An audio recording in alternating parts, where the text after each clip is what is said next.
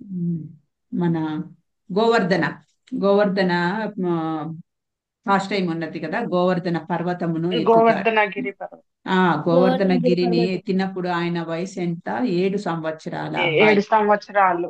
ఆ 7 సంవత్సరాల అబ్బాయి 7 రోజులు, ఏ- ఏడు పగళ్ళు 7 రాత్రుళ్ళు ఎడమ చేయి చిటికెన వేలు పైన గోవర్ధన పర్వతంను ఎత్తి పట్టుకున్నాడు. సో అప్పుడు మనకు అర్థమవుతుంది ఆయన ఎంత శక్తిమంతుడు. 7 సంవత్సరాల అబ్బాయి అని అంటే జస్ట్ 1వ తరగతి 2వ తరగతి మనం ఊహించుకుంటే ఆ అబ్బాయి వయసు ఎంత ఉంటుంది అని అంటే ఆ ఆ ఎలా ఎత్తి పట్టుకున్నాడంటే మన చిన్న పిల్లలు పుట్టగొడుగును వర్షంలో వచ్చే పుట్టగొడుగును ఎట్లా లాగేస్తారు. ఉం? అలా లాగేసి పెకలించి ఆ ఈ భూమి నుంచి గోవర్ధన పర్వతమును ఎడమ చేతి ఈ చిటికన వేలు పైన ఎత్తి పెట్టుకున్నాడంట.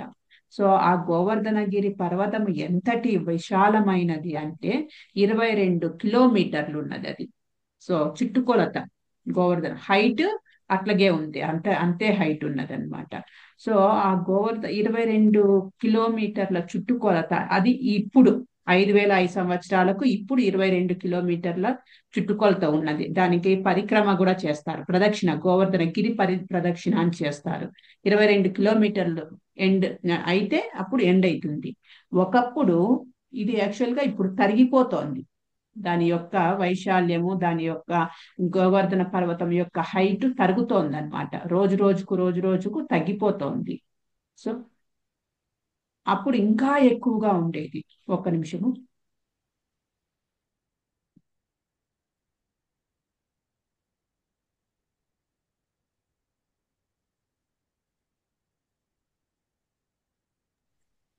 సో అంతటి ఆ శక్తిమంతుడు ఆయన. 7 రోజులు మనము చూడండి, ఊహించుకోండి. ఇప్పుడు వర్షం వస్తూ ఉంటే గొడుగు పట్టుకొని వెళ్తాం మనము. గొడుగు ఒక 15 నిమిషాలు 20 నిమిషాలు ఒక చేత్తో మోసామంటే మనకు చెయ్యి పట్టేస్తుంది. ఈ మళ్ళా వెంటనే రైట్ హ్యాండ్ కాసేపు, లెఫ్ట్ హ్యాండ్ కాసేపు మార్చుకొని మార్చుకొని వెళ్తూ ఉంటాము. పోనీ ఒక పిల్లల స్కూల్ పిల్లలను మనకు లేడీస్ కు అమ్మలకు అలవాటే, పిల్లలకు వాళ్ళ బ్యాగ్ వేసుకొని మనము దింపి వస్తూ ఉంటాం, పిల్లల్ని పికప్ డ్రాప్ చేస్తూ ఉంటాము. భుజం పైన ఒకే భుజం పైన ఒక 3-4 కేజీల వెయిట్ ఉన్న ఆ బుక్కుల బ్యాగ్ మొయలేం మనం కొంచెం దూరం కూడా. దాన్ని ఎడమ చేతి భుజం పైన కాసేపు, కుడి చేతి భుజం పైన కాసేపు ఆ, మార్చుకొని మార్చుకొని పని చేస్తూ ఉంటాము. కానీ భగవంతుడు 7 సంవత్సరాల అబ్బాయి 7 రోజులు 7 పగుళ్ళు 7 రాత్రుళ్ళు గోవర్ధన గిరిని ఎత్తి పట్టుకున్నాడంటే ఎడమ చెయ్యి చిట్కెన ఏడు వేలుతోటి. సంవత్సరముల వయసులో 7 సంవత్సరాల వయసులో మనకు అర్థమైపోతుంది ఆయన ఎంతటి శక్తిమంతుడు అనేసి.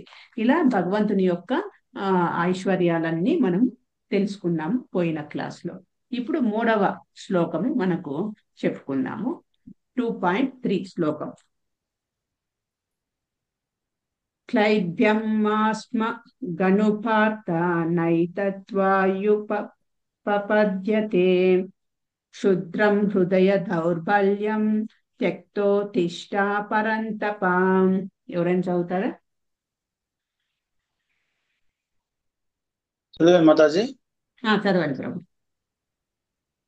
క్లైబ్యం మాస్మగమః పార్థ నైతత్వయుపపద్యతే క్షుద్రం హృదయ దౌర్బల్యం త్యక్తోతిష్ట పరంతప. థ్యాంక్ యూ ప్రభు. ఇంకా ఎవరైనా చదువుతారా? ఓకే. సో ఇక్కడ ఏం చెప్తున్నారు? ఆ క్షుద్రం హృదయ దౌర్బల్యం, ఇది మెయిన్ పాయింట్. హృదయ దౌర్బల్యం వల్ల నువ్వు ఇలా చేస్తున్నావు అని కృష్ణ చెప్తున్నాడు. ఎనీవే మనము చూద్దాం అర్థం ఏం చెప్తున్నారో. ఓ పార్థ, ఈ పతన కారణమైన నపుంసకత్వానికి లొంగకు, ఇది నీకు తగదు. ఓ పరంతప, ఇటువంటి హృదయ దౌర్బల్యమును విడిచిపెట్టి లెమ్ము. సో ఇది భగవాను వాచ ఈ శ్లోకము. సో ఏం చెప్తున్నాడు? ఓ పార్థ. పార్థ అని అంటే వారి యొక్క అమ్మ కుంతీదేవికి మరో పేరు పృత. ఆ కుంతీదేవి పేరును ఇక్కడ మెన్షన్ చేస్తున్నాడు కృష్ణ. అంటే కుంతీదేవి ఎంతటి ధైర్యవంతురాలు, ఆవిడ యొక్క వంశం ఏంటి, ఆవిడ యొక్క సాక్రిఫైస్ ఎంతటిది, అదంతా చెప్పడానికి కృష్ణ ఒకసారి రిమైండ్ చేస్తున్నాడు అనమాట అర్జునునికి. ఓ పార్థ, ఈ పతన కారణమైన నపుంసకత్వానికి లొంగకు. చూడండి ఎంత స్ట్రాంగ్ వర్డ్ చెప్తున్నాడు. నపుంసకత్వము అంటే నీవు ఈ క్షత్రియునివి, నువ్వు క్షత్రియ ధర్మము చేయకుండా యుద్ధం చేయకుండా వదిలేసావంటే నథింగ్ బట్ నపుంసకునివి నువ్వు అని అందరూ తిట్టుకుంటారు. నీకు అలాంటి నీ వంశమునకు అలాంటి పేరు వస్తుంది. నపుంసకుడు అని అంటే మనం తిట్టుకుంటాం కదా, వాడొకడు ఆడింగవాడు, కొజ్జావాడు, ఏమీ చేయలేడు. అంతటి స్ట్రాంగ్ వర్డ్స్ యూజ్ చేస్తున్నాడు కృష్ణ. ఎందుకు అని అంటే దారిలో పెట్టడానికి అర్జునుడిని. ఇక్కడ ఏం చేస్తున్న భాష్యం ఏం చెప్తున్నారు ప్రభుపాదుల వారు, ఇక్కడ అర్జునుడు పృథ తనయునిగా సంబోధించబడ్డాడు. పృథ శ్రీకృష్ణ జనకుడైన వసుదేవుని సోదరి, సో అత్త అవుతుందన్నమాట కుంతీదేవి. ఎవరికి? కృష్ణునికి అత్త, మేనత్త. కృష్ణుని వాళ్ళ నాన్న ఉంటారు కదా వసుదేవుడు, వసుదేవుని యొక్క సిస్టర్ అన్నమాట కుంతీదేవి. పృథ ఆమె పేరు, ఇంకొక పేరు. అందుకే అర్జునుడు శ్రీకృష్ణునితో రక్త సంబంధాన్ని కలిగి ఉన్నాడు. భావమర్దులు అన్నట్టు అనమాట వాళ్ళిద్దరు. క్షత్రియ కుమారుడు యుద్ధం చేయడానికి నిరాకరిస్తే పేరుకు మాత్రమే క్షత్రియుడవుతాడు. అలాగే బ్రాహ్మణతనయుడు పాపకార్యం చేస్తే పేరుకే బ్రాహ్మణుడవుతాడు. అటువంటి క్షత్రియులు బ్రాహ్మణులు తమ తండ్రులకు తగిన పుత్రులు కారు. చూడండి, ఓన్లీ ఈ క్షత్రియ వంశంలో పుట్టి యుద్ధం చేయడానికి నిరాకరిస్తే అది నేమ్ సేక్ అంటాం చూడండి, నామకే వాస్తే, పేరుకు మాత్రమే వాడు క్షత్రియ వంశంలో క్షత్రియ ఫ్యామిలీలో పుట్టాడు అంతే, కానీ నిజమైన క్షత్రియుడు కాడు. అలాగే బ్రాహ్మణ ఫ్యామిలీలో పుట్టి ఏదైనా పాపకార్యం చేశాడు అనుకోండి, తను వచ్చి ఓన్లీ బ్రాహ్మణ ఫ్యామిలీలో పుట్టాడు కానీ ఆయన నిజమైన బ్రాహ్మణుడు కాదు. బ్రాహ్మణుడు అనేవాడు ఎటువంటి పాపకార్యము చెయ్యడు అని ఇక్కడ చెప్పడం అన్నమాట. అటువంటి క్షత్రియులు బ్రాహ్మణులు తమ తండ్రులకు తగిన పుత్రులు కారు. అందుకే అర్జునుడు అయోగ్యుడైన క్షత్రియ పుత్రుడు అవడాన్ని శ్రీకృష్ణుడు కోరుకోలేదు. సో శ్రీకృష్ణుడు ఎల్లప్పుడూ అర్జునుని యొక్క మేలు కోసమే చెప్తున్నాడు కాబట్టి అర్జునుడిని మందలిస్తున్నాడు అనమాట. నువ్వు ఇలా కుంతి పుత్రునివి, నువ్వు పృథ ఫ్యామిలీకి సంబంధించిన వాడివి, తన రక్త సంబంధాన్ని కూడా గుర్తు చేస్తున్నాడు. సో అలాంటి వంశంలో పుట్టి నువ్వు ఇలా చేయడము తప్పు. నువ్వు ఇలా చేస్తే ఓన్లీ నువ్వు క్షత్రియ పుత్రుడివే అవుతావు కానీ నిజమైన క్షత్రుడివి కాదు అన్నట్టు చెప్తున్నాడు. అర్జునుడు అయోగ్యుడైన క్షత్రియ పుత్రుడు అవడాన్ని శ్రీకృష్ణుడు కోరుకోలేదు. సో అయోగ్యుడిగా ఉండడము ఇష్టం లేదనమాట. తన యొక్క శక్తి సామర్థ్యాలు చూపించుకోవాలి అన్నట్టు ఇక్కడ కృష్ణుడు చెప్తున్నాడు. అర్జునుడు శ్రీకృష్ణునికి అత్యంత సన్నిహిత మిత్రుడు. శ్రీకృష్ణుడే రథం మీద ఇప్పుడు అతనికి ప్రత్యక్షంగా నిర్దేశము చేస్తున్నాడు. ఇన్ని యోగ్యతలు ఉన్నప్పటికీ అర్జునుడు యుద్ధాన్ని త్యజిస్తే అపకీర్తికరమైన కార్యము చేసిన వాడవుతాడు. అందుకే అర్జున్ని అటువంటి నైజము అతనికి తగినట్లుగా లేదని శ్రీకృష్ణుడు అన్నాడు. సో ఇప్పుడు మనము మొదటి అధ్యాయంలో చెప్పుకున్నాము విజయ సంకేతాలు. విజయ సంకేతాలు ఏంటి? కృష్ణుడు మెయిన్ ఫస్ట్ విజయ సంకేతం ఏంటి? కృష్ణుడు పాండవుల వైపు నిలబడము ఒక విజయ సంకేతము. ఆ తర్వాత శంఖానాదము, సింహం లాగా గర్జన వినిపిస్తోంది వాళ్ళు ఊదిన శంఖానాదం వల్ల. తర్వాత మనకు అర్జునునికి ఇచ్చిన రథము వచ్చి అగ్నిదేవుడు గిఫ్ట్ గా ఇచ్చినది. ఆ రథం పైన ఉన్నది ఎవరు? మాధవ. మాధవ అంటే కృష్ణుడు, లక్ష్మీపతి, మాధవుడు ఉన్నాడు. మాతాజీ, అర్జున రథం పైన హనుమంతుడి జెండాపై హనుమంతుడు ఉన్నాడు. కపిరాజు. కరెక్ట్, హనుమంతుడు జెండా పైన హనుమంతుడు ఉన్నాడు. ఇంతటి శుభశకనాలన్నీ కనిపిస్తున్నాయి. ఆ, ఇన్ని యోగ్యతలు ఉన్నప్పటికీ కూడా నువ్వు యుద్ధం చేయను అనేసి వెళ్ళిపోతే అది మంచిది కాదు, అపకీర్తి పాలవుతావు నువ్వు. అందుకే అర్జునుని అటువంటి నైజము అతనికి తగినట్లుగా లేదని శ్రీకృష్ణుడు, సో ఇది కాదు నీ నేచరు, నువ్వు ఇలా చేయకూడదు, తప్పు, ఇది తగదు అని చెప్తున్నాడు అనమాట.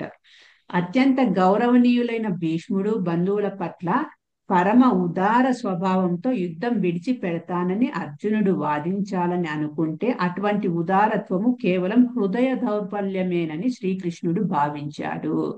సో ఆయన చెప్తున్నాడు కదా, మొదటి అధ్యాయంలో ఏం చెప్తున్నాడు? కంపాషన్, జాలి, కరుణ, దయ అనేది చెప్తున్నాడు ఒక రీజన్ లాగా యుద్ధం చేయకపోవడానికి.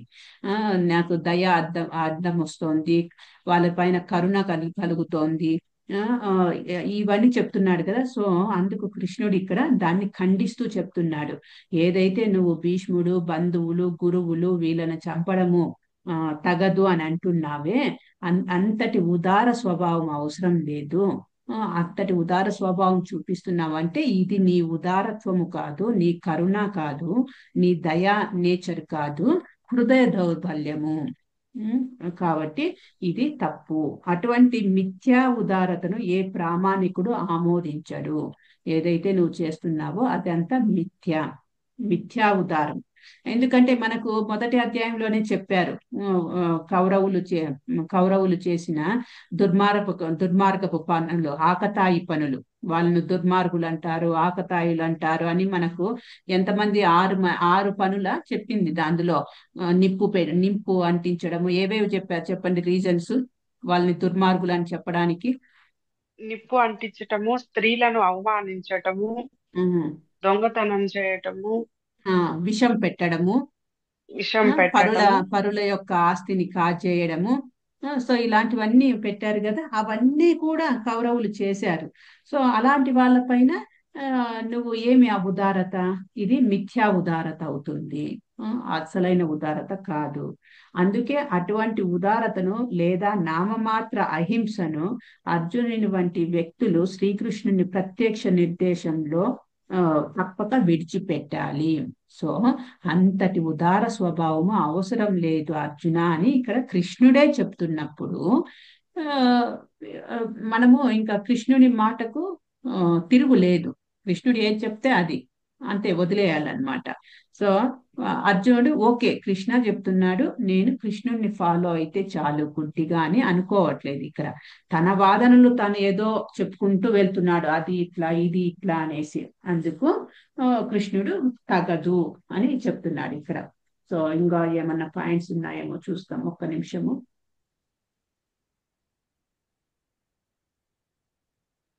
సో కాబట్టి నువ్వు ఏదైతే చేయాలనుకుంటున్నావో, ఏదైతే యుద్ధం చేయకుండా వదిలేయాలనుకుంటున్నావో అది తప్పు.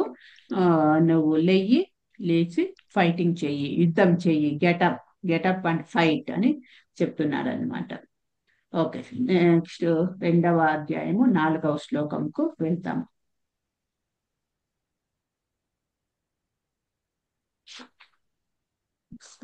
నాలుగవ శ్లోకం. అర్జున ఉవాచ కథం భీష్మమహం సంఖ్యే ద్రోణం చ మధుసూదన ఇషుభిః ప్రతియోత్స్యామి పూజా పరిసూదన. ఎవరైనా చదువుతారా? నేను చదువుతా మాత. చదవండి.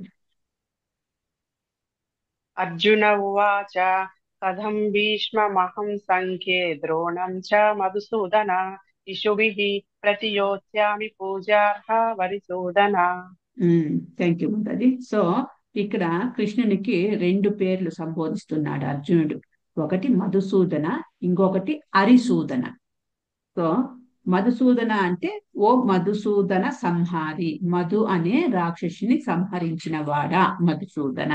Next word to word meaning లోనే ఇచ్చారు చూడండి, అరిసూదన అనే దానికి కూడా మీనింగ్ ఇచ్చారు. అరిసూదన అంటే ఓ శత్రు సంహార. సో ఈ 2 మీనింగ్లు సంబోధిస్తున్నాడు. దానికి ప్రభుపాదుల వారు ఏం చెప్తున్నారో చూద్దాము. అర్జునుడు పలికాడు, ఓ శత్రు సంహార, ఓ మధుసూదన, నాకు పూజనీయులైనట్టి భీష్మ ద్రోణుల వంటి వారిని యుద్ధంలో నేనెట్లా బాణాలతో ఎదుర్కోగలను?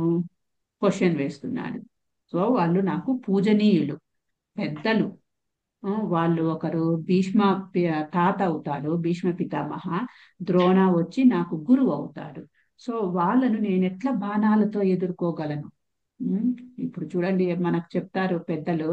ఆ ఆ, మనము ఎవరైనా పెద్దలతో కూడా మాట్లాడేటప్పుడు చాలా ఆ వినయముతో విధేయతతో మాట్లాడాలి. వాళ్ళు చెప్పిన దానికి ఊ కొట్టాలి, నీకు నచ్చినా నచ్చకపోయినా ఎదురు తిరిగి మాట్లాడకూడదు అని చెప్తాము. సో ఈ పెద్దల మాటలకు ఎదురు చెప్పకూడదు, వాళ్ళ చెప్పిన సలహాకు ఎదురు తిరిగి మాట్లాడకూడదు అని ఉన్నప్పుడే, ఆ, అని ఆ సెంటెన్స్, ఆ పదం ఉన్నప్పుడు, ఆ వాక్యం ఉన్నప్పుడు, ఇక్కడ ఏం చెప్తున్నావు నువ్వు కృష్ణ? పెద్దలతో ఎదిరించి మాట్లాడడం కాదు, ఫైటింగే చెయ్యని చెప్తున్నావే. ఎలా నేను ఫైటింగ్ చేయగలను అని అంటున్నాడు అనమాట. భాష్యము: పితామహుడైన భీష్ముడు, గురువైన ద్రోణాచార్యుడు వంటి గౌరవనీయులైన పెద్దలు సర్వదా పూజనీయులు. ఒకవేళ వారు దాడి చేసినా వారిపై ఎదురు దాడి చేయకూడదు. పెద్దలతో వాగ్విదానికైనా దిగకపోవడం సాధారణ కట్టుబాటు. కొన్ని మార్లు వారు కటువుగా ప్రవర్తించిన వారి పట్ల ఆ, కటువుగా వర్తించకూడదు. సో పెద్దలు ఏదైనా కోపం వచ్చి గట్టిగా మాట్లాడినా, కటువుగా కఠినమైన మాటలు మాట్లాడినా వాళ్ళని ఎదిరించకూడదు అని చెప్తున్నారనమాట. అటువంటప్పుడు వారిని ఎదుర్కోవడం అర్జునుడికి ఎట్లా సాధ్యపడుతుంది? ఇదో అలా ఉన్నప్పుడు కటువుగా మాటలతోనే మనము వాళ్ళను నొప్పించకూడదు. ఒక నిమిషం అండి.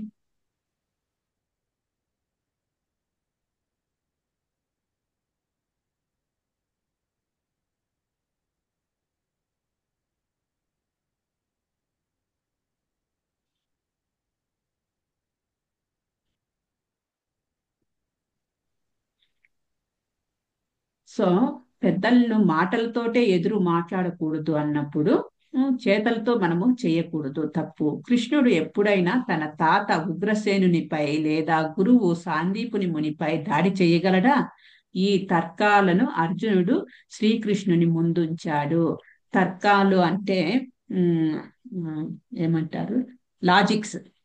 లాజిక్స్. సో కృష్ణ, నువ్వు మధుసూదన, అంటే మధుసూదన అంటే ఒక రాక్షసుని చంపినవాడు. వాడు రాక్షసుడు కాబట్టి నువ్వు చంపావు. అరిసూదన అంటే శత్రువుల్ని సంహరించేవాడు. వాడు శత్రువు కాబట్టి నువ్వు సంహరించినావు. ఓకే. ఇక్కడ భీష్మ పితామహ రాక్షసుడు కాదు, నాకు శత్రువు కూడా కాదు. ద్రోణాచార్య రాక్షసుడు కాదు, నాకు గురువు అవుతాడు. సో వాళ్ళని ఎలా చంపమంటావు నువ్వు?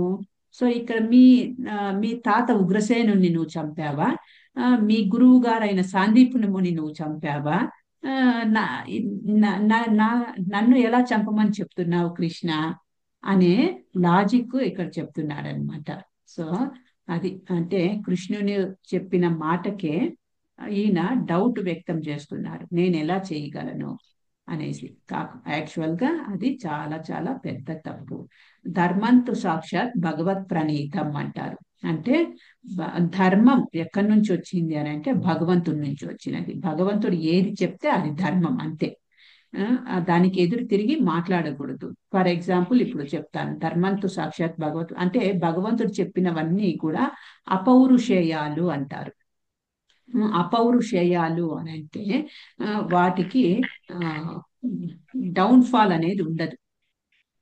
ఫర్ ఎగ్జాంపుల్ ఇప్పుడు మనము మలము, ఏదైనా జంతువు యొక్క మలము పొరపాటున టచ్ చేస్తే మనము అపరిశుభ్రం అయిపోతామన్నమాట.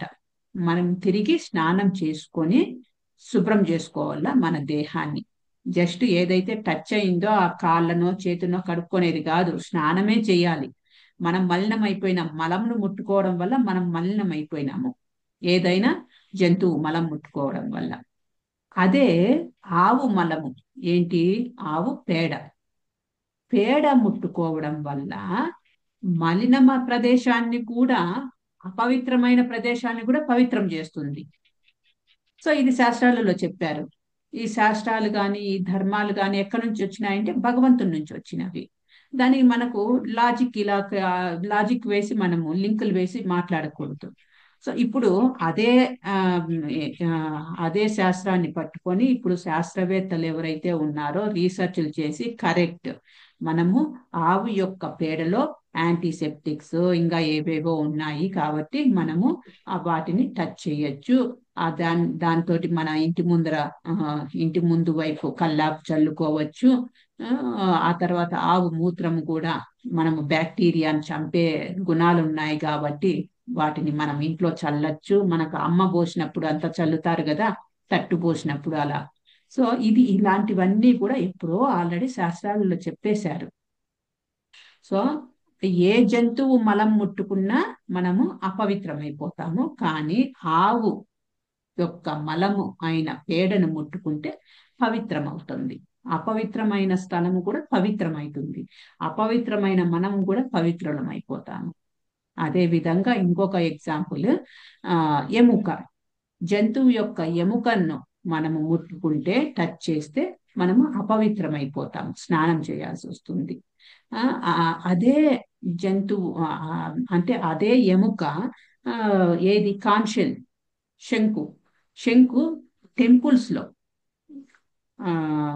మన దేవాలయాల్లో కట్టను ముయ్యాలన్నా కట్టను ఓపెన్ చేయాలన్నా ఆ శంకును పూరించే కట్టను ఓపెన్ చేస్తారు.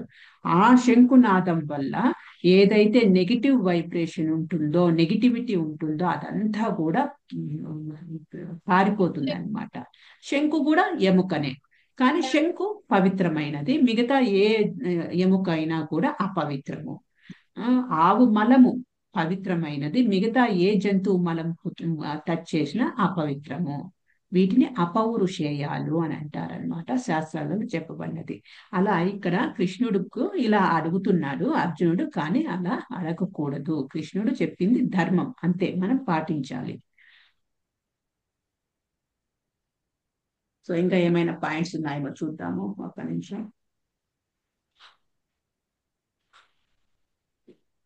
అంతే. సో జనరల్ గా మనము పెద్దవాళ్ళతో కఠినంగా మాట్లాడకూడదు, పెద్దవాళ్ళతో కటువుగా ప్రవర్తించకూడదు. కానీ ఇక్కడ కటువుగా కాదు కదా, యుద్ధమే చేయమంటున్నాడు, బాణాలు వేసి యుద్ధం చేయమంటున్నాడు. ఎలా సాధ్యము అని అర్జునుడు చెప్తున్నాడు అనమాట. నెక్స్ట్ 5వ శ్లోకం చూద్దాము. 5వ శ్లోకం, గురూణ హత్వా హి మహానుభావాన్ శ్రేయో భోక్తం భైక్షమపీహ లోకే హత్యార్థ కామాస్తు గురూనిహైవ భుగ్నీయ భోగాన్ రుధిర ప్రదిగ్ధాన్. ఎవరైనా చదువుతారా? హరే కృష్ణ మాతాజీ. శ్రీలత మాతాజీ చదవండి.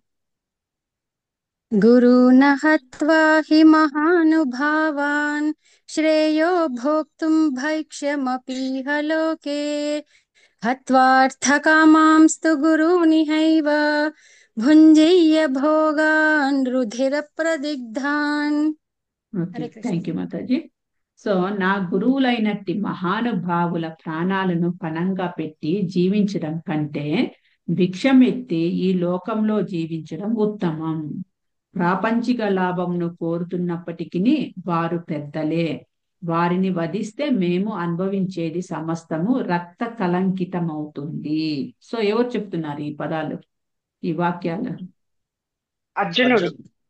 అర్జునుడు ఏం చెప్తున్నాడు చూడండి.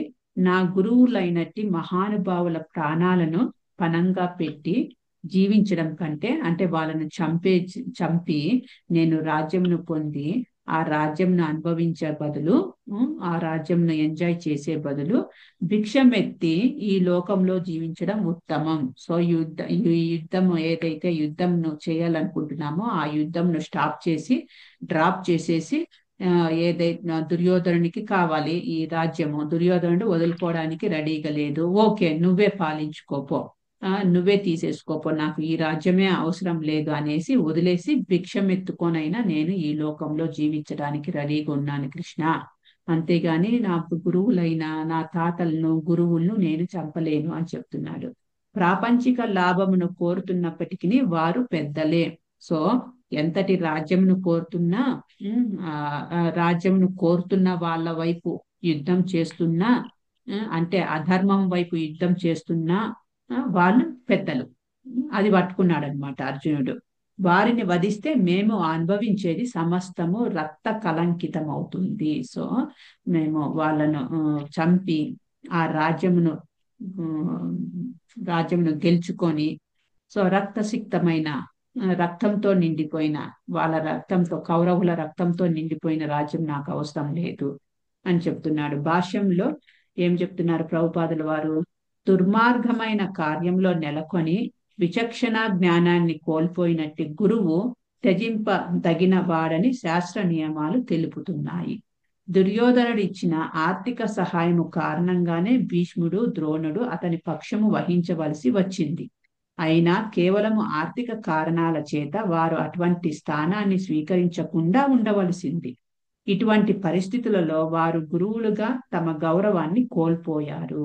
అయినప్పటికీ వారు తనకు పెద్దలుగానే ఉంటారని, అందుకే వారిని వధించిన తరువాత భౌతిక లాభాలను భోగించడం అంటే రక్త కలంకితమైన వాటిని అనుభవించడమే అవుతుందని అర్జునుడు తలంచాడు. సో వాళ్ళు ఏవో కొన్ని అనుకోని కారణాల వల్ల ఈ భీష్మ పితామహ అయితేనేమి, ద్రోణుడు అయితేనేమి, దుర్యోధనుడు ఇచ్చిన ఆర్థిక సహాయం కారణంగా దుర్యోధనుని ఆర్థిక సాయం తీసుకున్నాడు కాబట్టి దుర్యోధనుని వైపు యుద్ధం చేయవలసి వస్తోంది. అంత మాత్రం చేత వాళ్ళు పెద్దవాళ్ళు కాకుండా పోరు. వాళ్ళు ఏదైతే నాకు సహాయం చేశారో అది నేను మర్చిపోకుండా ఉండలేను. సో మనం అంటాం కదా, వాళ్ళు తప్పు చేస్తే నేను తప్పు చేస్తే వాళ్ళకు నాకు తేడా ఏంటి అన్నట్టు. వాళ్ళు గడ్డి తిన్నారని నేను గడ్డి తింటే నాకు వాళ్ళకు తేడా ఏంటి అన్నట్టు మనం జనరల్ గా ఏదైనా బుద్ధి చెప్పేటప్పుడు మాట్లాడుతూ ఉంటాం కదా, వాళ్ళకు నాకు తేడా ఏంటి అనేసి. అట్లా అర్జున ఇక్కడ చెప్తున్నాడు అనమాట. వాళ్ళు చేసిన పని తప్పే. అదేదో అన్ఎక్స్పెక్టెడ్ సిచ్యుయేషన్స్, అనుకోని కారణాల వల్ల, ఆర్థిక పరిస్థితుల్లో ఇబ్బందులు ఉన్నప్పుడు ఆర్థిక సహాయం తీసుకోవడం వల్ల భీష్ముడు ద్రోణుడు వాళ్ళ దుర్యోధనుని వైపు యుద్ధం చేస్తున్నాడు. అంత మాత్రం చేత వాళ్ళని చంపి వాళ్ళ రక్తముతో తడిచిన ఈ రాజ్యము నాకు అవసరం లేదు. వాళ్ళు పెద్దలుగానే నేను వాళ్ళని గౌరవిస్తాను. వాళ్ళ స్థానము వాళ్ళు మర్చిపోయినా, వాళ్ళు తన యొక్క ఆ స్థానంను మర్చిపోయి బిహేవ్ చేసినప్పటికీ కూడా నేను వాళ్ళను ఎలా ఏ స్థానంలో పెట్టి గౌరవించాలో అదే స్థానంలో పెట్టి నేను గౌరవిస్తాను ఎల్లప్పటికీ అని చెప్తున్నాడు అనమాట. సో ఇక్కడ నేను ఒక క్లాస్ వినేటప్పుడు కొన్ని పాయింట్స్ ఇక్కడ ఇది చేశాను, నోట్ డౌన్ చేసుకున్నాను. సో ఎందుకు అధర్మం వైపు ఉన్నాడు భీష్మ పితామహ అయితేనేమి, భీష్మ పితామహ ఎందుకు అధర్మం వైపు ఉన్నారు అని ఒక రీజన్స్ చెప్పారనమాట.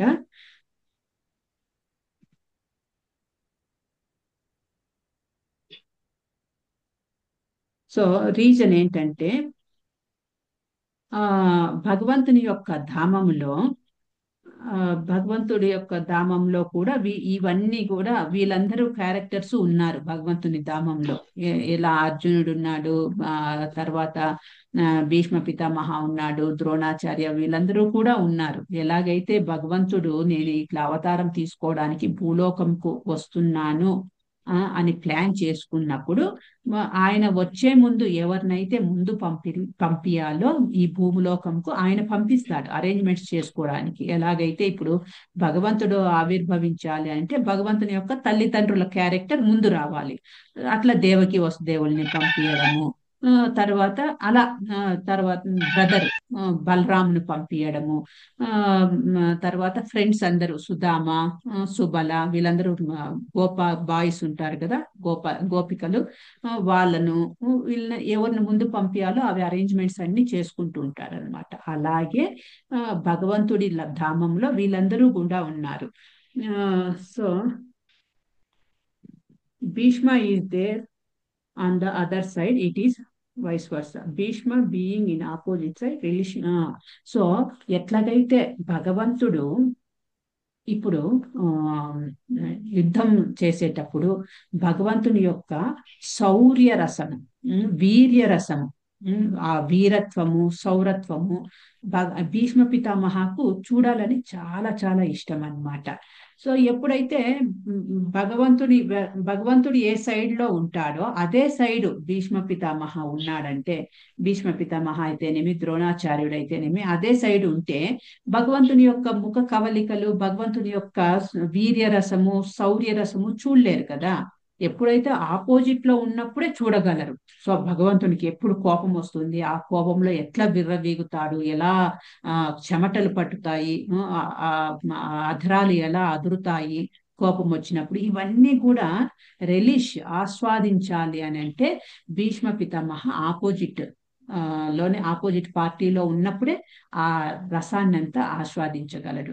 సో ఆ రసాన్ని ఆస్వాదించడం కోసము భీష్మ పితామహ భగవంతుడు ఎటువైపు ఉన్నాడో అటువైపు కాకుండా ఆపోజిట్ సైడ్ నిలబడతాడంట. ఇప్పుడు అర్జునుడు ఉన్నాడు. అర్జునుడు ఎక్కడ ఉంటాడు? రథసారథి, పార్థసారథిగా కృష్ణుడు ఉన్నప్పుడు రథంలో ఆయన వెనకాల కూర్చున్నాడు. సో అర్జునుడికి ఏమి ముఖ కవలికలు, ముఖంలో చేంజెస్, ఆయన ఉగ్ర రూపము ఏమి కనిపించట్లేదు. ఆయన కనిపిస్తున్నదంతా ఏంటి? కృష్ణుని యొక్క బ్యాక్, తల, వీపు ఇవే కనిపిస్తున్నాయి.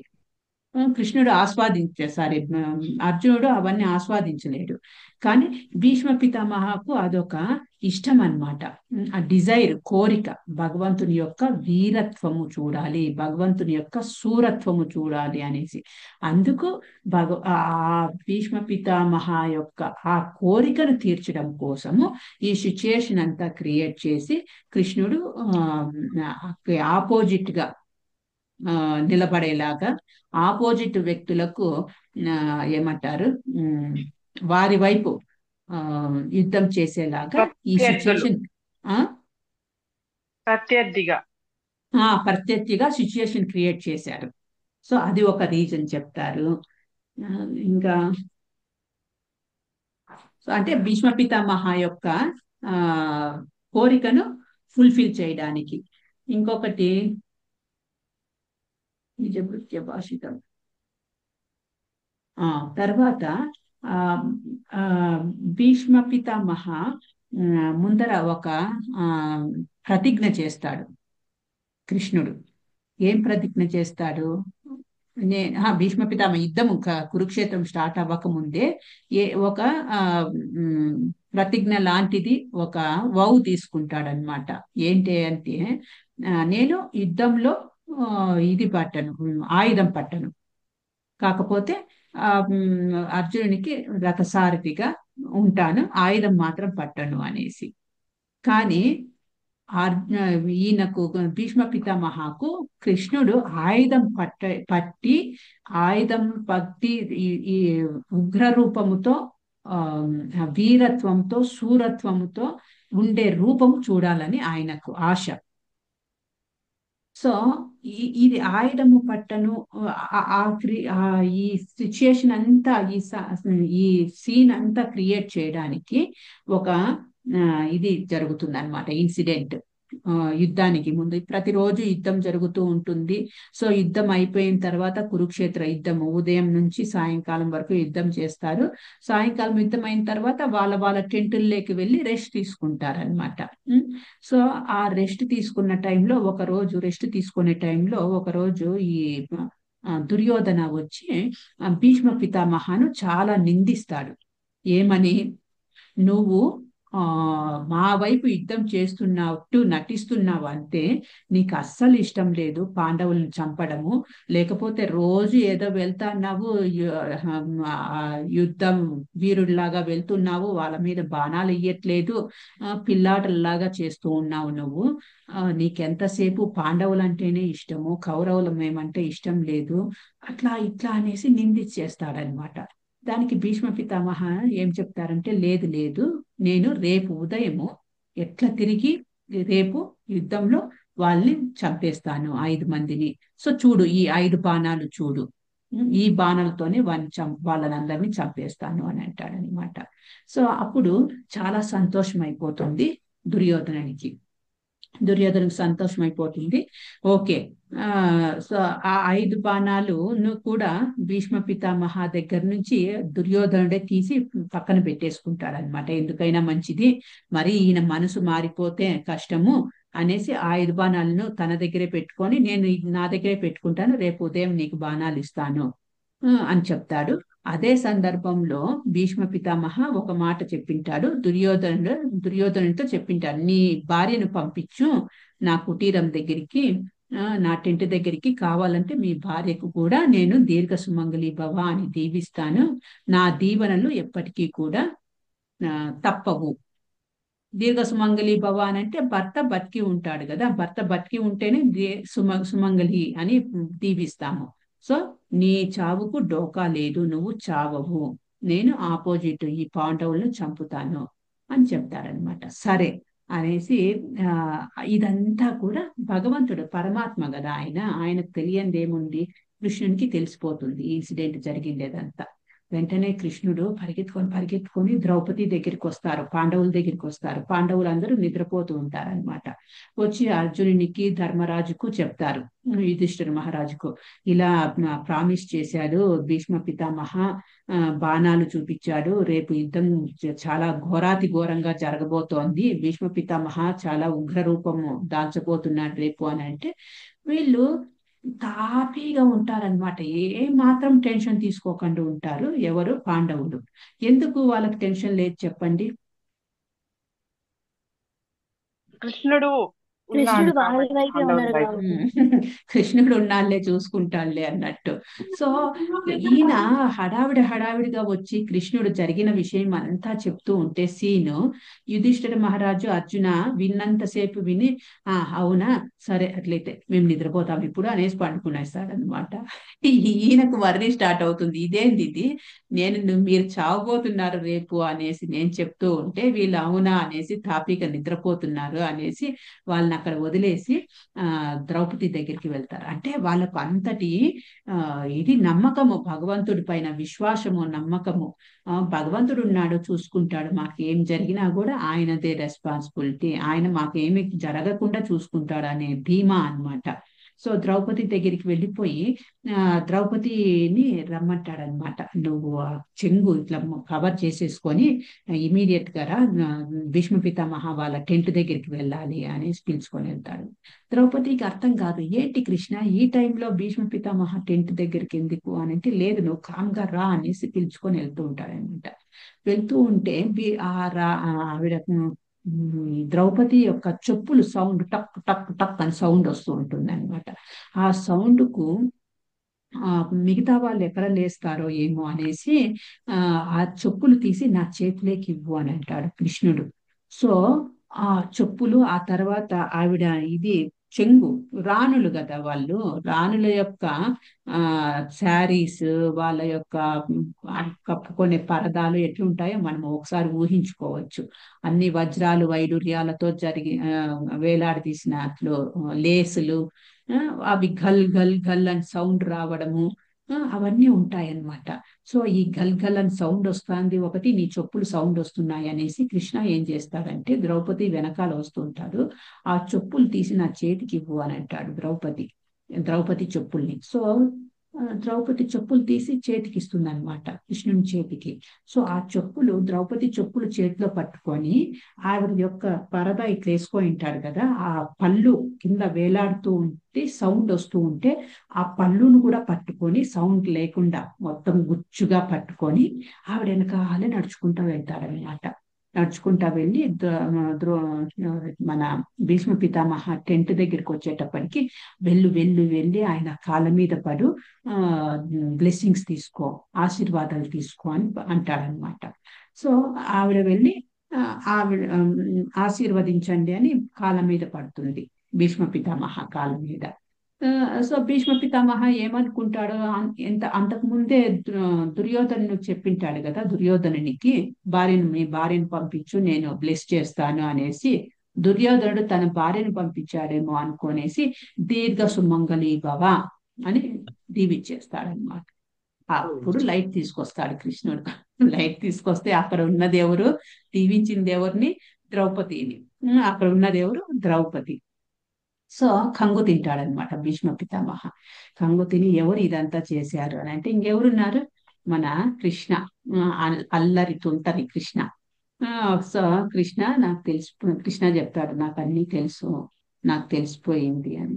సో ఇంకా ఆ భీష్మ పితామహ ఏం చేయలేడు. ఎందుకంటే ఒకవైపు భార్యను దీర్ఘ సుమంగళి భవ అని బ్లెస్ చేశాడు, ఇంకొక వైపు ఆ ఇక్కడ ఆయనకు ఎవరు దుర్యోధనుడికి వచ్చి ప్రామిస్ చేశాడు, రేపు వీళ్ళను చంపేస్తాను అనేసి. సో ఈ సిచ్యుయేషన్ అంతా ఎందుకు కల్పిస్తున్నారు అని అంటే, సో ఆ ఇంటెన్షన్, ఇదేంటి, తీవ్రత, యుద్ధం యొక్క తీవ్రత ఎక్కువగా ఉండాలి అనేసి. సో అప్పుడు బాణాల మీద బాణాలు సై సై సై అని వేస్తూ ఉంటాడు భీష్మ పితామహ మరుసటి రోజు. సో అవి అన్ని మొత్తం దేహం, అర్జునుని యొక్క దేహం అంతా గుచ్చుకుపోయి ఉంటాయి బాణాలు, ఎక్కడా స్థలం ఉండదు, అలా వేసింటాడనమాట బాణాలు. ఒక మూమెంట్ లో కృష్ణునికి భయం వేస్తుంది, అర్జునుడు ఇంకా చనిపోయే స్టేజ్ వచ్చేసింది, చనిపోతాడు, మనం ఇలాగే వదిలేసామంటే చనిపోతాడు. అంతటి యుద్ధకారుడు అనమాట, అంతటి వీరుడు భీష్మ పితామహ. సో ఇమీడియట్ గా అర్జునుడిని సేవ్ చేయడానికి ఆయన ఏదైతే ప్రతిజ్ఞ చేశాడో, ఏమని, యుద్ధంలో నేను ఇది ఆయుధం ముట్టను అని ఏదైతే ప్రతిజ్ఞ చేశానో, ఆ ప్రతిజ్ఞను పక్కన పెట్టేసి ఎవరి కోసము, ఒక భక్తుని కోసము ఆ ప్రతిజ్ఞను పక్కన పడేసి అక్కడే పడి ఉన్న ఒక రథం యొక్క చక్రాన్ని తీసుకొని వెళ్తాడనమాట. భీష్మ పితామహ పైకి ఉగ్ర రూపంతో వెళ్తాడు. సో అప్పుడు భీష్మ పితామహ ఆ బాణాలను ఆ పక్కన పడేసి, కృష్ణ, ఈ రూపం కోసమే నేను ఇంతటి తీవ్రతను సృష్టించాను, ఈ రూపం చూడాలనేసి, సో నా జన్మ ధన్యం అయిపోయింది అనేసి అక్కడ శరణాగతి వేడుకున్నట్టు వేడుకుంటాడు అనమాట. సో అందుకు భీష్మ పితామహ ఎదుటి ఎవరంటారు, కౌరవుల వైపు ఆపోజిట్ సైన్యంలో యుద్ధం చేస్తున్నట్టు, దేనికి అధర్మం వైపు ఉన్నాడు అని అంటే ఈ కారణాలన్నీ చెప్తారనమాట. సో ఇలా మనము డీటెయిల్ గా చెప్పుకుంటే ఇంకా 2-3 కారణాలు ఉన్నాయి, అవేమి మనకు అంతటి అవసరం లేదు. సో అలా అన్నమాట. ఒకటి, భగవంతుడు తను ప్రామిస్ చేసిన తన యొక్క ప్రతిజ్ఞను కూడా పక్కన పడేశాడు, ఎవరిని, ఒక భక్తుణ్ణి రక్షించడం కోసము. సో భగవంతుడు ఒకసారిగా ఏదైనా ప్రామిస్ చేశాడు అని అంటే, నేను నిన్ను రక్షిస్తాను అనేసి తిరుగు లేదనమాట.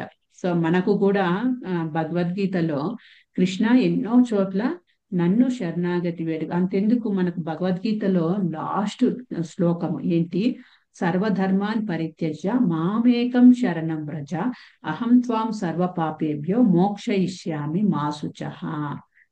సర్వధర్మాన్ పరిత్యజ్య, అన్ని ధర్మాలు వదిలేసే, మామేకం శరణం వ్రజ, నన్ను మాత్రమే శరణు వేడుకో, మోక్షయిష్యామి మా శుచః, నీకు మోక్షాన్ని కల్పిస్తాను, మా శుచః, ఇందులో డౌట్ లేదు. సో మనకు ఆ డౌట్ లేదు అని అంటే ప్రామిస్ చేస్తున్నాడు. భగవంతుని యొక్క ప్రామిస్ ఎంతటి కఠినమైనది అని అంటే, ఇవే మనకి ఇన్సిడెంట్స్. ఆయన అర్జునుడిని కాపాడాలనుకున్నాడు, అంతే. కాపాడాలనుకున్నప్పుడు ఆయన ప్రామిస్ ను కూడా పక్కన పడేశాడు. నేను యుద్ధంలో ఆయుధం ముట్టను, ఆయుధం పట్టుకోను, ఆయుధంను ఉపయోగించను అన్న ప్రామిస్ ను కూడా పక్కన పడేసి అర్జునుని కోసము ఆయుధంను పట్టుకున్నాడు, చక్రం ఆయుధంను పట్టుకున్నాడు. సో అలా భగవద్గీతలో కూడా చాలా ప్లేస్ లో మనకు నన్ను పూజించు, నాకు శరణాగతి వేడుకో, నన్నే భజించు, మీకు సర్వ పాపాలను తీసివేసి మీకు మోక్షాన్ని కల్పిస్తాను అని మనకు భగవద్గీతలో చాలా శ్లోకాలలో చాలా ప్లేసుల్లో మనకు ప్రామిస్ చేశాడు. ముందు ముందు మనకు అర్థం అవుతుంది. కాబట్టి మనం ఇక్కడ తెలుసుకోవాల్సింది ఏంటంటే, ఒకటి ఏంటి, భగవంతుని పైన పూర్తి నమ్మకము, పూర్తి విశ్వాసం పెట్టుకుంటే భగవంతుడు ఎప్పుడూ కూడా మనల్ని కాపాడుతాడు, మన వెన్నంటే ఉంటాడు. దానికి మనకి ఇంకా ఎన్నెన్నో రుజువులు ఉన్నాయి. ముందు ముందు తెలుసుకుందాం మనము వెళ్తూ వెళ్తూ.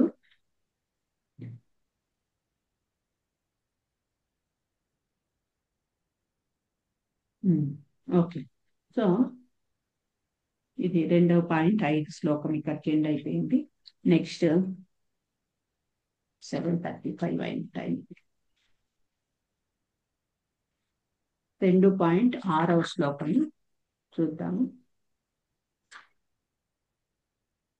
నైతద్విద్మః కతరన్నో గరీయో యద్వా జయోయ యది వా నో జయోయః యానేవ హత్వా న జిజీవిషామః విషామా స్థేవ స్థితః ప్రముఖే ధార్తరాష్ట్రః. ఎవరైనా చెప్తారా? హరే కృష్ణ మాతాజీ, నేను చదువుతాను. చెప్పండి మాతాజీ. నైతద్విద్మః కతరన్నో గరీయో యద్వా జయేమ యది వా నో జయేయుః యానేవ హత్వా న జిజీవిషామ స్థేవ స్థితాః ప్రముఖే ధార్తరాష్ట్రాః. Thank you Mataji. సో ఇది అర్జున మనకు 4 కారణాలు, యుద్ధం చేయకపోవడానికి 4 కారణాలు మనకు మొదటి అధ్యాయంలో చెప్తున్నాడు. ఒకటి ఏంటి కారణాలు, ఎవరైనా గుర్తు చేసుకుంటారా? ఏ కారణాలు చెప్తున్నాడు ఆయన అర్జునుడు? బంధువులని, జాలి, దయ, బంధు ప్రీతి, సాంప్రదాయాలు మట్టు కలిసిపోతాయి అని, ఈ యొక్క విజయాన్ని ఎంజాయ్ చేయలేనని, తర్వాత పాపము వస్తుంది కదా, పాపం చుట్టుకుంటుంది కదా అనేసి. సో 4 రీజన్స్ మనకు మొదటి అధ్యాయంలో చెప్పారు. ఇక్కడ 5వ రీజన్ చెప్తున్నాడు. ఏం చెప్తున్నాడు? వారిని జయించడము లేదా వారిచే జయింపబడము అనే వాటిలో ఏది ఉత్తమమో కూడా మాకు తెలియదు.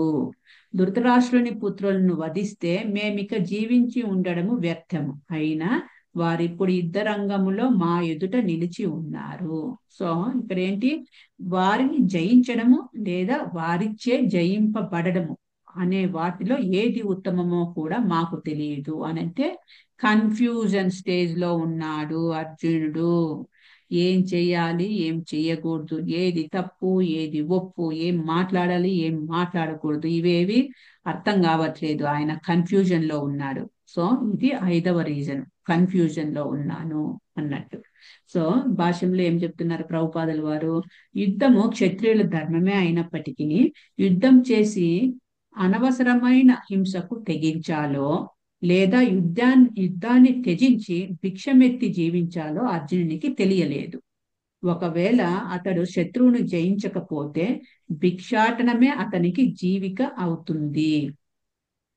అంటే ఓడిపోతే, శత్రువులను జయించకుండా వాళ్ళకే రాజ్యం ఇవ్వడము, నాకు యుద్ధం అవసరం లేదని ఇచ్చేస్తే భిక్షం ఎత్తుకోవడమే జీవనాపాధి అవుతుంది. ఒకవేళ అతడు శత్రువులను జయించకపోతే భిక్షాటనమే అతనికి జీవిక అవుతుంది. ఇరు పక్షాలలో ఎవరైనా విజేతగా కావచ్చును కనుక విజయము సునిశ్చితము కూడా కాదు. ఒకవేళ విజయము వారి కొరకు వేచి ఉన్నా యుద్ధంలో ధృతరాష్ట్ర పుత్రులు మరణిస్తే వారు లేకుండా జీవించడం అతి కష్టమే అవుతుంది. అటువంటి పరిస్థితుల్లో అది వారికి వేరొక రకమైన అపజయమే అవుతుంది. సో అది కూడా ఇప్పుడు యుద్ధంలో ఓడిపోతే ఒక అపజయము, యుద్ధంలో గెలిచి రాజ్యం సంపాదించిన తన యొక్క బంధువులను, మిత్రులను, కజిన్ బ్రదర్స్ ను వాళ్ళందరినీ చంపేయడం వల్ల అది ఒక ఏమంటారు పశ్చాత్తాపం అనేది ఉంటుంది కదా, అది కోసేస్తుంటుంది అన్నమాట మనసును. నేను వాళ్ళను నా సొంత మనుషుల్ని నేను చంపేశానే, ఆ సొంత మనుషుల పైన ప్రకటించి యుద్ధం చేసి వాళ్ళని చంపేసి ఆ రాజ్యంను నేను అనుభవిస్తున్నాను కదా అనేసి తొలుస్తూ ఉంటుంది మనస్సు. సో అది ఇంకొక రకమైన హింస, ఇంకొక రకమైన ఏమంటారు అపజయము అన్నట్టు చెప్తున్నారనమాట. వేరొక రకమైన అపజయమే అవుతుంది. అర్జునుడు మహాభక్తుడే కాక మహాజ్ఞానవంతుడని తన మనస్సుపై ఇంద్రియాలపై పూర్తి నియంత్రణ కలవాడని ఈ భావనలు నిశ్చయంగా నిరూపిస్తున్నాయి. రాజవంశంలో జన్మించినప్పటికీ భిక్షమెత్తి జీవించాలనే అతని కోరిక వైరాగ్యానికి మరొక చిహ్నము. చూడండి, ఇక్కడ అర్జునుడు చెప్తున్నాడు కదా, నేను భిక్షమెత్తుకొనైనా జీవిస్తాను, మా బంధువుల్ని చంపడము సబబు కాదు అని అనిపిస్తోంది అని అంటున్నాడు కదా. అంటే భిక్షం అంటే ఒక రాజు రాజరికంలో ఉన్నవాడు, క్షత్రియుడు, అలాంటి వాడు భిక్షం ఎత్తుకొని జీవించడానికి కూడా రెడీ అవుతున్నాడంటే అతని యొక్క సింప్లిసిటీ, వైరాగ్యం, అతని యొక్క సాధారణ మనస్సు అనేది ఇక్కడ అర్థమవుతుంది అన్నమాట.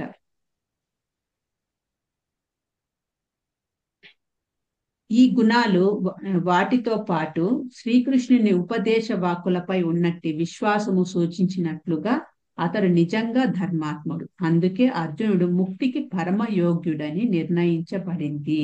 ఇంద్రియాలు నిగ్రహింపబడనిదే జ్ఞాన స్థాయికి ఎదిగే అవకాశం లేదు. ఇక జ్ఞానము లేనిదే, భక్తి లేనిదే ముక్తికి అవకాశమే లేదు. లౌకిక బంధాలతో తనకు గల అపరిమిత విశేషణాలతో పాటుగా ఈ గుణాలన్నిటిలోనూ అర్జునుడు యోగ్యుడు. సో అర్జునుడు యొక్క లక్షణాలు ఇక్కడ చెప్తున్నారు, ఏ రకంగా ఆయన యోగ్యుడు దేనికి, ముక్తికి. సో ఆయన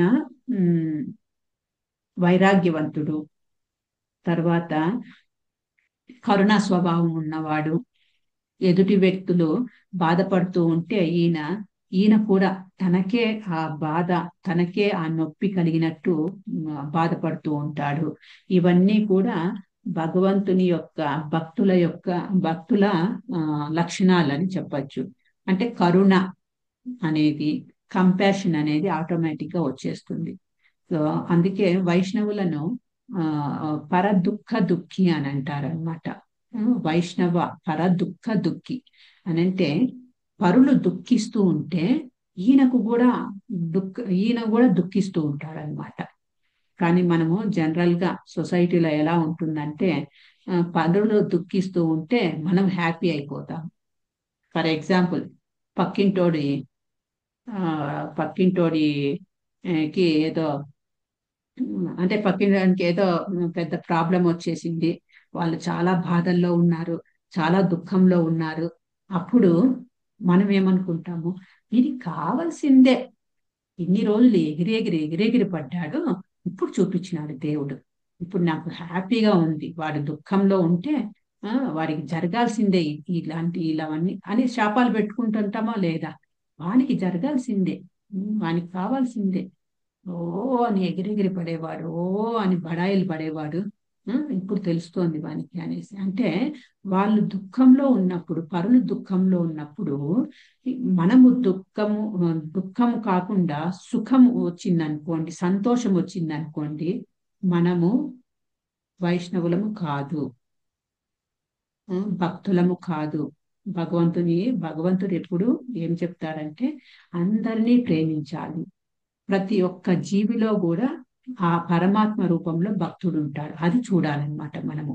అంతేకాని వారి యొక్క బయట శరీరంను చూసి వాళ్ళు చేస్తున్న ఏవో వాళ్ళ నుంచి మనకేదో హాని కలిగి ఉండొచ్చు, కానీ ఆ హాని దేనికి కలిగింది అని అంటే అది పూర్వజన్మతో లింక్ అయి ఉంటుంది అనమాట. పూర్వజన్మలో మనం ఏదో చేసింటాము, దానికి రియాక్షన్ ఇప్పుడు వాని నుంచి మనము రియాక్షన్ తీసుకుంటున్నాము. ఇలా అనుకోవాలి తప్ప వాడు చేశాడు, నాకు హాని చేశాడు, టిట్ ఫార్ టాట్ లాగా వాడు హాని చేశాడు, నేను వాడికి ఎప్పుడైనా హాని కలిగినప్పుడు హాని చేయడం కానీ, వాడు దుఃఖంలో ఉన్నప్పుడు కానీ నేను ఎంజాయ్ చేయడము, ఇలా అనుకుంటున్నాము అని అంటే మనము ఈ యాక్షన్ రియాక్షన్ కర్మ చేయడము, ప్రతికర్మ అనుభవించడము, కర్మ ప్రతికర్మ, ఇది ఈ లింక్ లోనే తిరుగుతూ ఉంటాము. ఆ లింకును స్టాప్ చేయాలంటే మనము భగవంతునికి ఏదైతే భగవంతుడు ఎలా అయితే ప్రతి ఒక్కరి జీవిలో భక్తులు ఎలాగైతే ప్రతి ఒక్క జీవిలో కూడా భగవంతుని చూసి భగవంతునికి ఉన్నట్టి లక్షణాలతో ట్రీట్ చేస్తారో వాళ్ళు భక్తులు అవుతారు. వాళ్ళు భగవంతుని యొక్క లక్షణాలు ఆటోమేటిక్ గా వస్తాయి. వాళ్ళు ఈ chain action reaction chain full stop పెట్టచ్చు, కనీసం ఈ జన్మతో అయినా అని తెలుసుకోవచ్చు అనమాట ఈ శ్లోకం నుంచి. సో ఇక్కడ నెక్స్ట్ ఇంకా టీకా వెళ్తే మాతాజీ, ప్రభు ఇప్పుడు మీరు చెప్పిన వాక్యం ప్రకారం అది ఫస్ట్ సమాజంలో అందరికీ ఉపయోగపడుతుంది, అది ఏది? అందరికీ సాధ్యం అవుతుంది. అదే మనము కృష్ణ భక్తులు కాబట్టి మన వరకు అవతల వాడు ద్వేషించినా మనం తీసుకోగలం. కానీ సమాజంలో ఉన్న వాళ్ళందరూ అలా తీసుకోగలరా? మన తీసుకోలేము. ఇంట్లో పేరెంట్స్ కానీ పిల్లలు కానీ అలా తీసుకోగలరా? తీసుకోరు. యాక్చువల్ గా ఎందుకన్నా కృష్ణ భక్తులు చెప్పగలరా? కూడా మనము కూడా పవిత్రమైన పరమహంస లెవెల్లో లేము. కృష్ణ భక్తులైనా కూడా అంతో ఇంతో ఈ అరిషడ్ వర్గాలు ఉన్నాయి చూడండి. కామ, ఖచ్చితంగా. క్రోధ, మోహ, లోభ అనేవి ఉండనే ఉంటాయి. అవి ఉన్నాయి కాబట్టి మనం ఈ భౌతిక ప్రపంచంలో కొట్టుమిట్టాడుతూ ఉన్నాము. అదే అవన్నీ మనం అవన్నీ లేకుండా జీరో అయినాయంటే పరమహంస లెవెల్ అంతే. చెప్పండి ప్రభు, సారీ. మనం నిద్ర లేచినప్పటి నుంచి బయట ప్రపంచంలోకి వెళ్ళాలి కదా. బయట వ్యక్తుల్ని మార్చగలిగితే కదా మనం. బయట వ్యక్తులు రకరకాలుగా మాట్లాడుతుంటారు కదా, అప్పుడు మనం దాన్ని ఎలా స్వీకరించాలి, ఎలా ముందుకెళ్ళాలి? అంటే మనము ఏం ఇప్పుడు చూడండి, ఒక స్టోరీ చెప్తాను దీనికి సంబంధించి. ఒక సాధువు ఉంటాడనమాట. సాధువు స్నానం చేయడానికి నది ఒడ్డుకు వెళ్తాడు. నది ఒడ్డుకు వెళ్ళి స్నానం చేస్తూ ఉంటే ఒక తేలు నదిలో కొట్టుకొని పోతూ ఉంటుంది.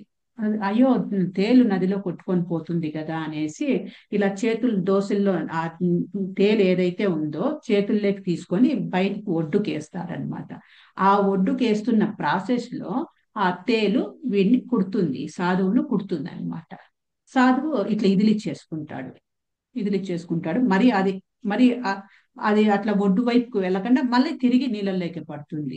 మరీ దాన్ని ఎత్తేస్తాడు, మరీ కరిపించుకుంటాడు, మళ్ళా నీళ్ళలోకి పడుతుంది, మరీ ఎత్తేస్తాడు. ఇదంతా ప్రాసెస్ ఇంకొక అతను పక్కన చూస్తూ ఉంటాడు. పక్కన చూస్తూ ఉంటే ఆ సాధువు దగ్గరికి వచ్చి, ఏమయ్యా నీకేమైనా పిచ్చా? అది ఒకటే కుడుతోంది, దాన్ని వదిలేయకుండా పోతే పోతుంది అని కొట్టుకొని పోతుంది, నీళ్ళల్లో వెళ్ళిపోతుంది, సస్తే సస్తుందిలే అని వదిలేయకుండా ఎందుకు దాన్ని మరీ కాపాడుతున్నావు, మరీ కుట్టించుకుంటున్నావు దాంతో అని అంటాడనమాట. అప్పుడు ఆ సాధువు ఏం చెప్తాడంటే, పుట్టడం దాని గుణం. సాధువు యొక్క గుణం ఏంటి? అదే మీరు వీటి చెప్పినట్టు మనం ఇందాక అనుకున్నట్టు, ఎవరైనా ఆపదలో ఉంటే, ఎవరైనా ఏడుస్తూ ఉంటే, ఎవరైనా ఏంటి దుఃఖంలో ఉంటే వాళ్ళను సేవ్ చేయడము సాధువు యొక్క ఏమంటారు లక్షణము. దాని లక్షణము అది చూపిస్తోంది. అది కుట్టడం దాని లక్షణం అంతే.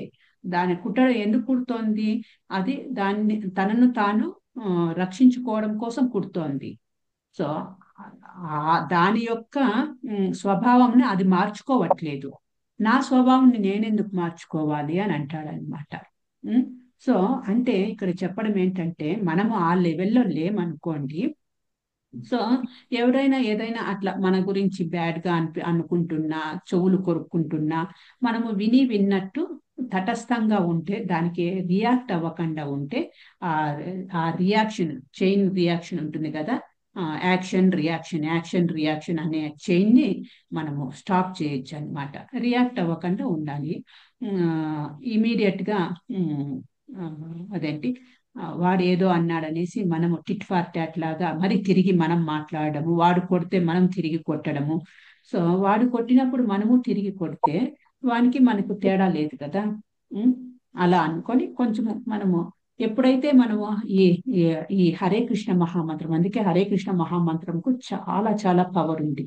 ఎప్పుడైతే హరే కృష్ణ మహామంత్రం చేస్తూ ఉంటామో భగవంతుని యొక్క స్మరణ అనేది జరుగుతూ ఉండడం వల్ల, భగవంతుని యొక్క సాంగత్యం ఉండడం వల్ల, భగవంతునికి ఉన్న లక్షణాలు కొద్దో గొప్ప వస్తాయి.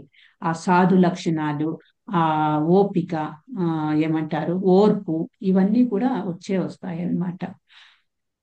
సో ఇది మీ క్వశ్చన్ కి ఆన్సర్ దొరికింది అనుకుంటా ప్రభు. కరెక్టే మాతాజీ, అలా ఉండడం కూడా ఇబ్బందే కదా. లాస్ట్ టైం ఏం జరిగింది, రియాక్ట్ కాకుండా ఉండడమా? అవును మాతాజీ. ఇప్పుడు సపోజ్ చిన్న విషయం చెప్తాను మాతాజీ.